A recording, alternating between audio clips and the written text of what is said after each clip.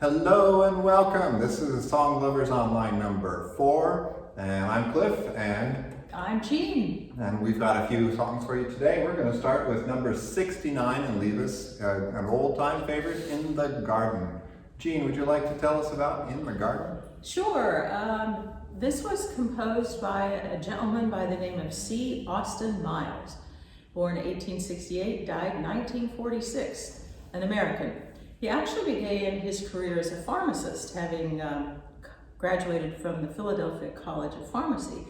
But he quit in 1892 because he had written some gospel songs and decided that that's where he wanted to put his energy.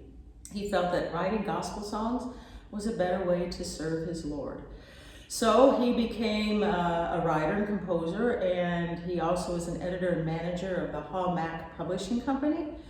So this particular hymn was written in about 1912, and it's one of his most famous hymns of the 398 that he wrote. And it has appeared in over 210 hymnals and has been recorded many, many times.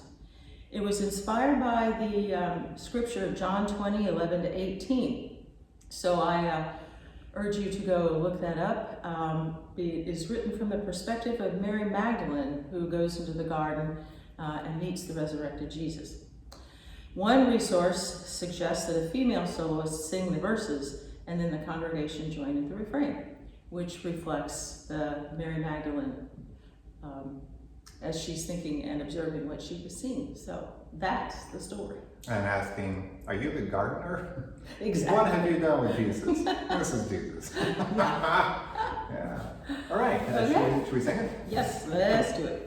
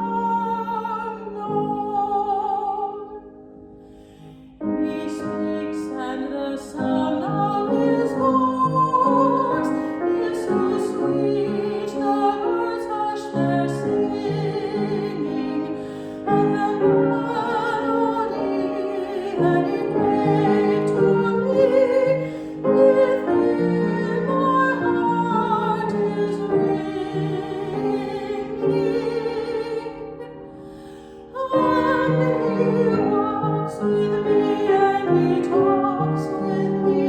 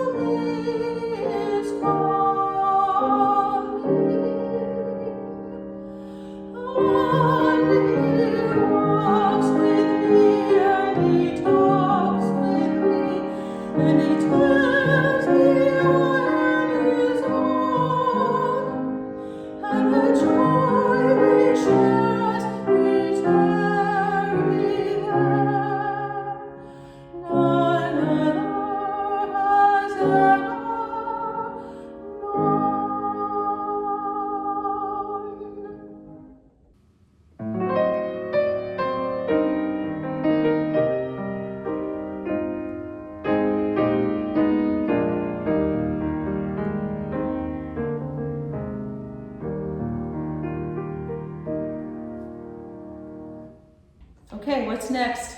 We're going on to number 124, Give Me a Clean Heart. This is written by Margaret J, Dr. Dourdux to you, born in 1941, Los Angeles. Her father was a gospel singer who toured with Mahalia Jackson. Can you Oh my imagine that? goodness. So he had some chops, no doubt. No doubt. She was a teacher, a school counselor, and an educational psychologist, and her PhD is in education. She was a minister of music for Greater New Bethel Baptist Church in Inglewood for 30 years, and she has written more than 100 gospel songs. This one is based on Psalm 51. Where's my introduction? There it is, I got it. Got it?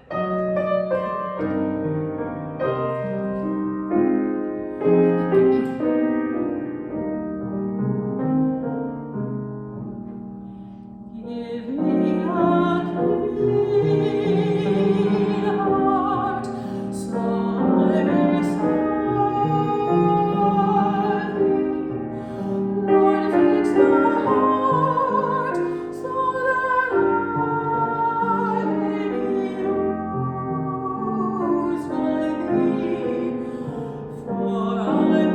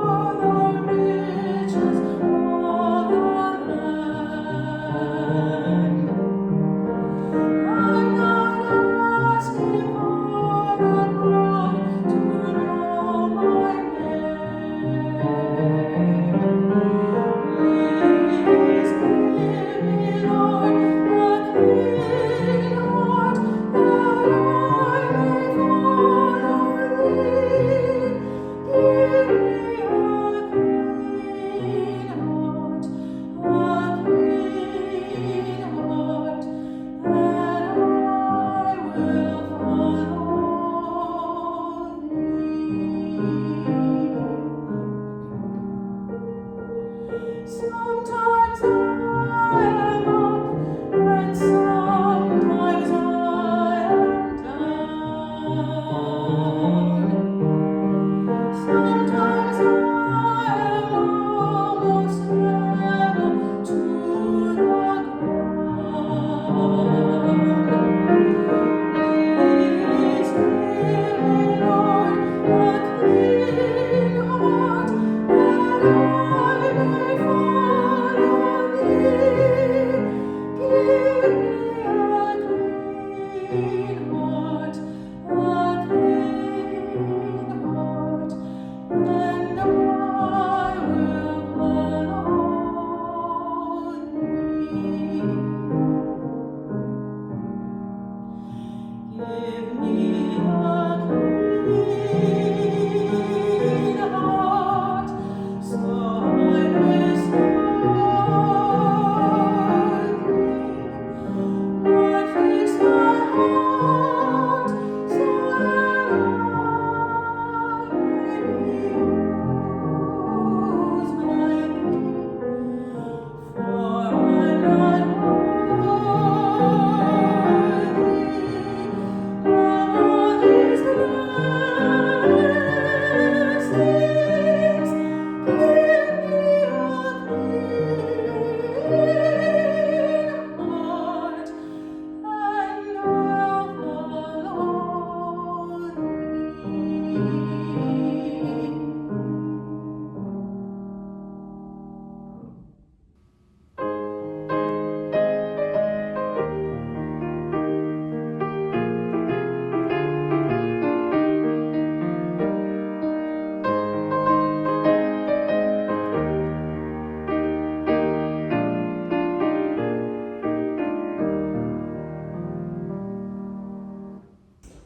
All right, our last hymn for today is Shall We Gather at the River, another popular one. I love the story of this one. This is Robert Lowry, 1826 to 1829. He served churches in Pennsylvania, New York City, and in Brooklyn.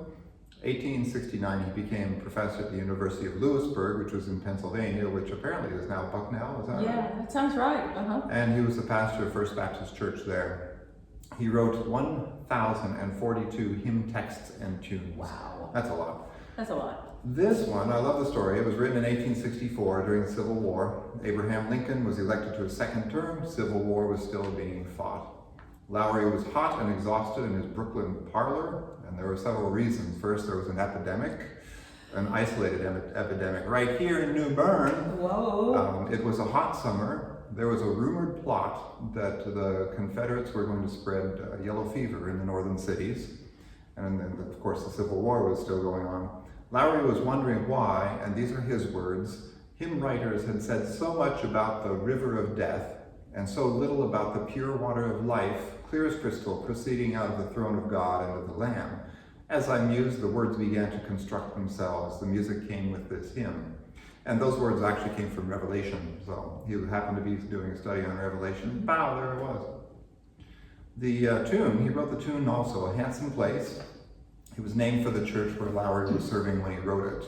And here's the funny thing, he wrote several tunes with his texts. He called this brass band music. And of course in the Civil War, he'd have bands marching down the streets of New York City, right? Yeah. With a march movement, and that made it popular, but he himself didn't like it because of that. So if you can imagine, it's got that. And of his tunes, a couple other tunes of his that I know are just the same way. So if he didn't like it, Interesting. why did he change it? I don't know. Who knows? And just in case y'all want to know where this is, it's number 141. Oh, thank you. Okie dokie, let's do All it. right, and we'll do verses 1, 2, and 4.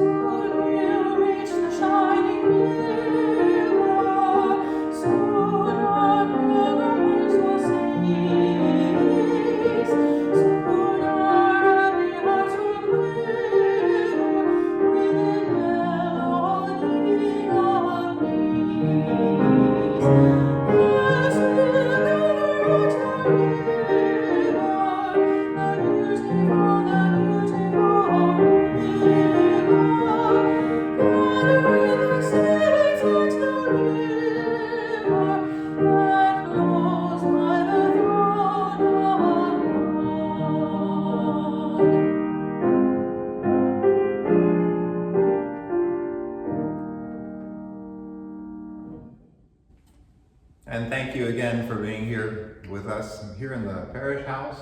I miss this place too. This place should have people in it drinking coffee and complaining about how fast the hymns were. Yeah. Or how loud the organ was. Or how loud old Bessie was. So join us next week for a few more hymns. And